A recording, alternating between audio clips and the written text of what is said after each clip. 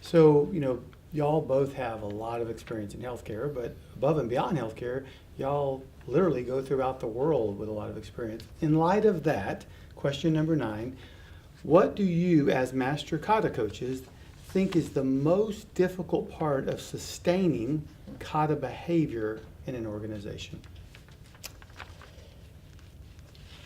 Not sustaining the pattern of work. Many times this isn't, in Baptist I hear the term all the time, hardwired. Right? It's not really looked on as a new pattern, right? And you need that constant tension or entropy steps, seeps in, and we just go back to our old way of doing, and we've got to just constantly keep a focus on the pattern of work. And that's what happens if all you're focused on are the numbers. You can begin to slide and the numbers don't react right away.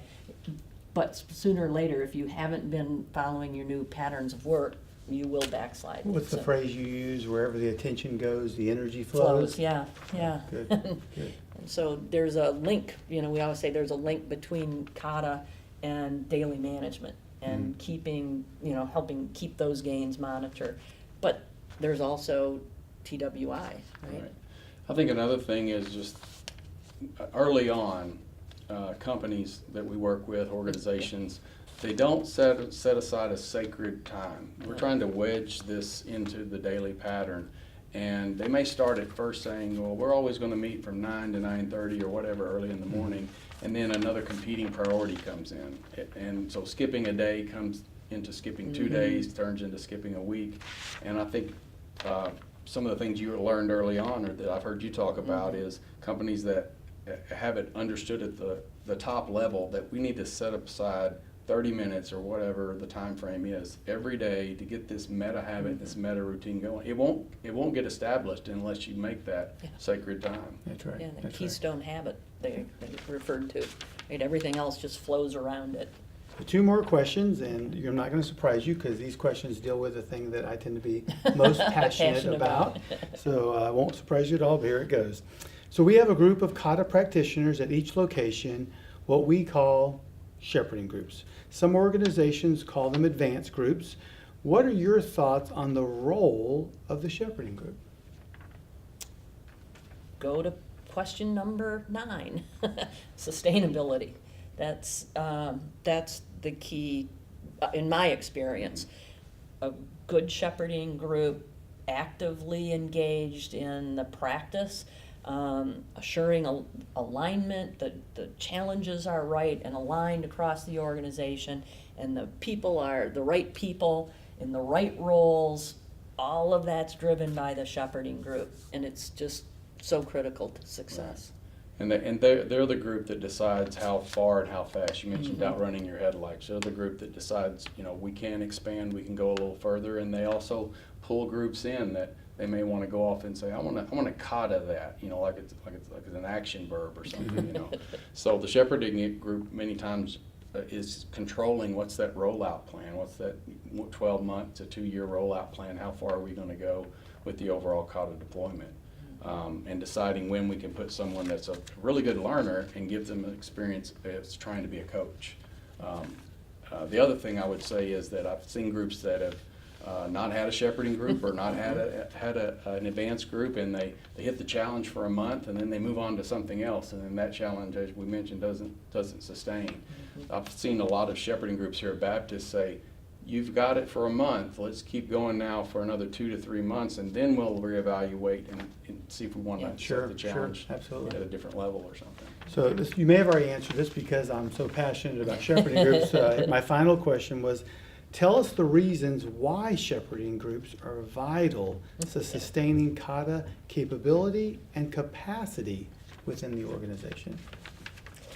So, I like the differentiation between capacity and capability. So capability is about an individual's capability in the routines, in the skill of kata coaching and the improvement kata, those routines and the routine of the second coach. So we need individual capability. as in I need to develop my capability. And then it's that expansion across the organization to build capacity.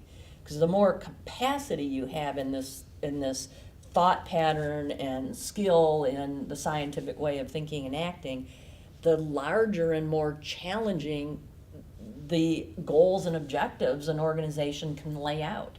And so it's almost, it's in a leadership's best interest to build capability and capacity so the organization can take on bigger and bigger challenges.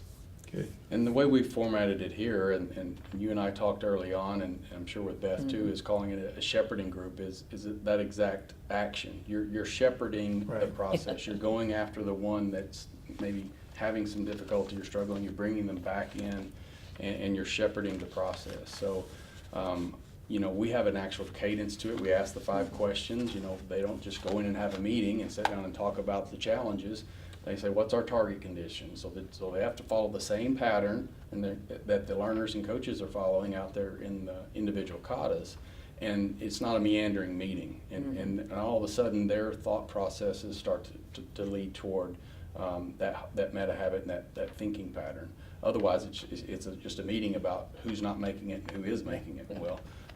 I have responsibility as a shepherd to make sure that I'm bringing people up through the coaching ranks, and I'm keeping an eye on all of the groups that are some may be struggling, some may be doing well, and maybe I need to share what this group's doing well with this group over here, where you're only going to see that at the shepherding level. So Good, really good. So thank you all so much. I think the big thing for me that's exciting is that people are starting to realize that coaching is a skill. You're not a coach because of a title or a position or certification or degree. It's a skill like riding a bike or any other type of skill that we have to learn. Any final words of comments you have? I just had a great workshop today, and I'm looking forward to working with all the participants. The big advice was go out and practice these second coaching skills. Feel what it's like to be in that role, and we'll be working with those second coaches to expand that new skill across the entire Baptist entity. Fantastic. And one of the things when we closed was when we did the surveys, we asked, what you learned earlier today and compare it to what you've learned now at the end of the workshop. But probably the best question that we asked was, what are you going to do tomorrow? Tomorrow is the most important day of the training, not today. What are you going to do tomorrow with what you've learned? Otherwise, it's not value added. That's right. And so we had some good comments as far as how they'll put the notebook to work tomorrow. And I didn't know there was a first coach's notebook. I'm going to give that to my first coaches. So a lot of comments about that. Fantastic. Well, thank you all so much, and thank you, and hopefully let's all learn together.